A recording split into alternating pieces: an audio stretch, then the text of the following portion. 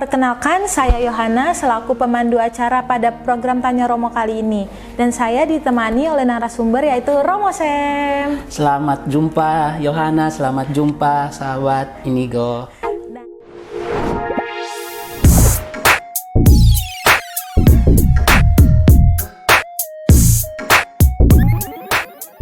Nah ya, pada episode kali ini kita akan berbincang-bincang tentang Tri Hari Suci Paskah nih Mo. Yang dimana kita akan membahas Gereja Katolik merupakan merayakan perayaan suci dalam berbagai rangkaian perayaan. Yang apa saja sih makna dari masing-masing perayaan itu, seperti Kamis Putih, Jumat Agung, Sabtu Suci, sampai Minggu Paskah. Oke, terima kasih Yohana. Pertama-tama itu saya senang loh dengan kegiatan ini, apalagi berbicara tentang kekayaan tradisi yang ada dalam Gereja Katolik. Karena apa, penting sekali bagi orang muda. Sebenarnya itu sejarah itu begitu penting, mengenal tradisi itu begitu penting, supaya kita kaya akan iman, tahu apa yang kita lakukan. Seperti yang ditanyakan Yohana tadi ya, tentang selama rangkaian perayaan Pekan Suci ini, di mana ada beberapa rangkaian perayaan itu sendiri ya. Tentu mulai dari Minggu Palma, terus ada Kamis Putih, ada Jumat Agung, ada Sabtu Suci, dan puncaknya nanti adalah Minggu Paskah. Nah, saya menjelaskan mungkin dulu Pekan Suci apa sih yang dirayakan sebenarnya. Mungkin kalau sederhananya, supaya sobat-sobat Inigo itu tahu bahwa Pekan Suci, ya kenapa dikatakan suci ya. Kalau mendengar kata suci ya, holy, great, agung, mungkin seperti itu. Karena dalam perayaan ini kita mengenangkan inti, boleh dikatakan itu, dari iman Kristiani, di mana dari peristiwa sengsara, wafat, dan kebangkitan Kristus yang menjadi, boleh dikatakan itu, pijakan bagi orang beriman Kristiani, khususnya murid perdana, untuk kembali merefleksikan tentang siapa Yesus yang kemudian diimani sebagai Tuhan, atau dia adalah Kristus bagi kita. Maka Pekan Suci itu adalah rangkaian perayaan di mana kita merayakan sengsara Yesus yang dimulai dengan kisah penyambutan Yesus di Yerusalem yang kita rayakan dalam perayaan Minggu Palma, lalu berlanjut dengan perayaan Tri Hari Suci ya. Nah, Tri Hari Suci itu sebenarnya kan berasal dari bahasa Latin Triduum, 3 hari.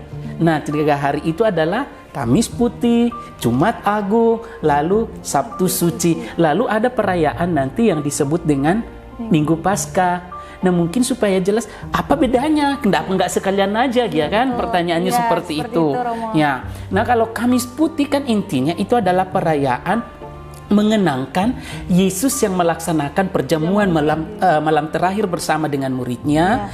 Kemudian di situ lahirlah yang disebut dengan Ekaristi, yang menjadi kekuatan dan keistimewaan gereja. Bagi kita Gereja Katolik, setiap hari, bahkan setiap hari Minggu, kita merayakan Ekaristi. Jadi kita di saat itu mengenangkan dan merayakan, boleh dikatakan hari lahir Ekaristi. Tuhan menetapkan Ekaristi ya, dengan mengatakan, lakukanlah ini sebagai kenangan akan daku. Di mana kamu dengar itu biasa, Yohana?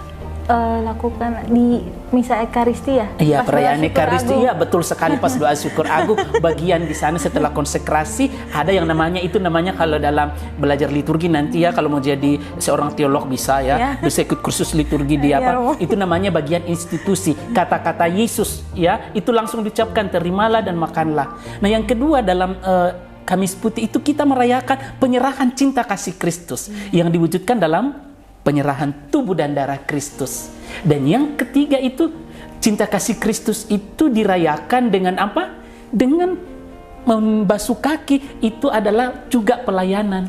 Jadi kita mengenangkan Yesus yang memberikan cinta dan memberikan teladan kepada kita untuk saling melayani, yang nanti ada namanya pembasuhan kaki diungkapkan dalam hal itu. Nah, kemudian kita masuk ke Jumat Agung. Apa inti perayaannya? Jelas bahwa Jumat Agung kita merayakan Yesus yang wafat. Itu ya, Yesus yang wafat. Nanti kita mungkin masih bisa berbicara banyak tentang Kamis Putih dan Jumat Agung, tapi saya bicara dulu intinya. Lalu yang ketiga di antara dari rangkaian Triduum itu adalah Sabtu Suci ya. Nah, kenapa disebut di situ Sabtu Suci? Biasa juga disebut dengan Sabtu Sepi. Ya, apa yang terjadi pada saat itu sebenarnya pada saat itu gereja diajak untuk merenungkan bersama-sama Yesus yang tidak lagi tergantung di salib, tetapi sekarang ada di dalam makam.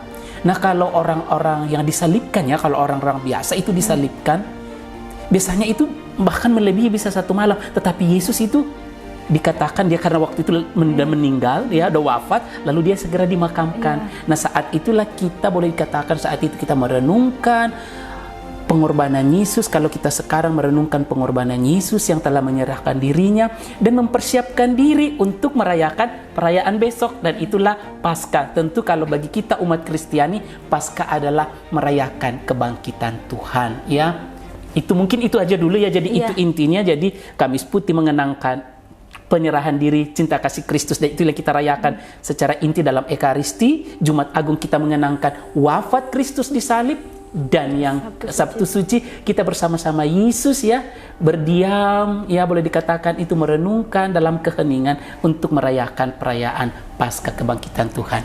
Ya, begitu dulu Yohana yang bisa saya sampaikan. Mungkin masih ditanyakan terkait banyak hal kalau kita berbicara ya. Kalau Sobat Inigo ini mau mengadakan namanya kursus liturgi 1 bulan, boleh kursus liturgi bersama ini ya kan. Nanti Romo yang mimpin, boleh? Oh, mudah-mudahan kalau ada waktu. Oke. Dari yang sudah Romo jelaskan tadi, inti dari Trihari Suci sampai Minggu Paskah, kita masuk aja nih pertanyaan untuk Kamis Putih sendiri, Mo. Dalam perayaan Kamis Putih kita kan ada perarakan sakramen Maha Kudus, yang dimana setelah itu sakramen Maha Kudus itu diistirahatkan, lalu umat mengadakan yang namanya tuguran. Apa makna dari kedua tata ibadah tersebut, Mo? Oke, mungkin saya kembali kepada intinya kan tadi kita merayakan cinta kasih Kristus ya, yang menyerahkan diri. Lalu ada kan malam, dikatakan perjamuan malam terakhir.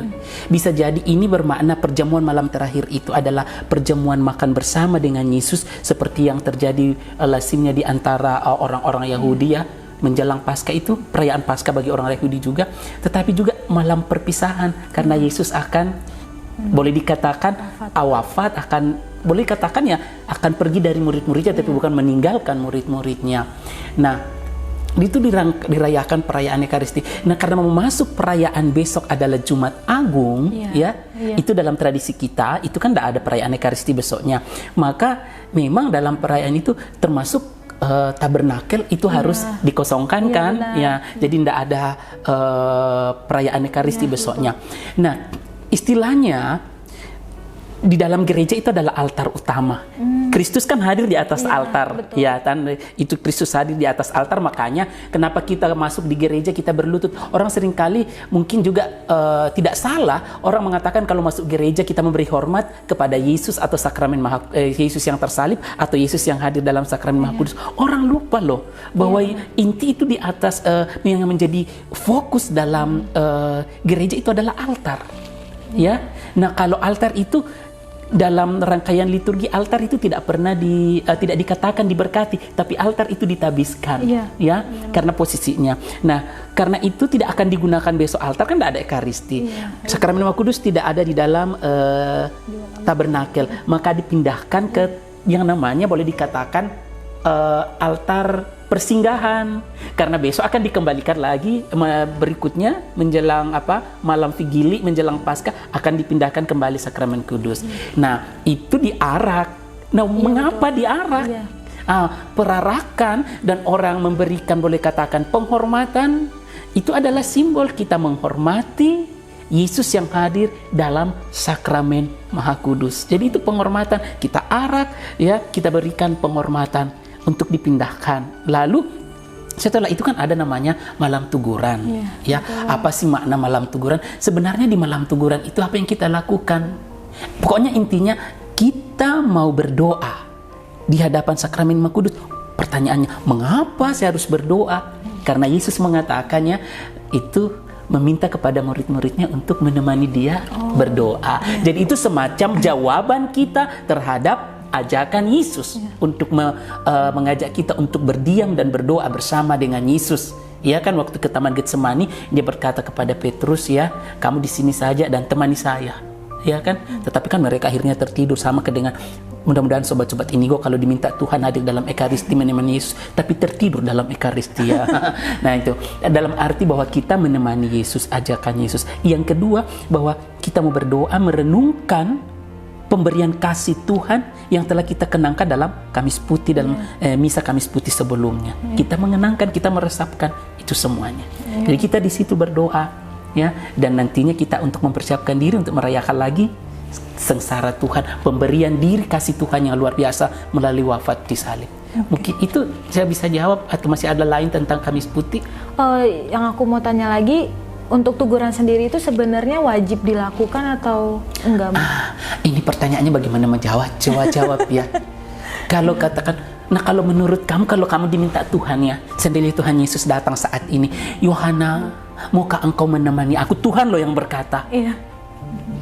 Kira-kira jawaban Yohana, Tuhan aku mau mengemol deh, jangan dulu lah, suruh aja siapa deh yang temani kamu, mau nggak?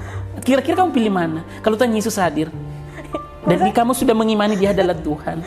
Masa saya cepet banget mau ikut Tuhannya?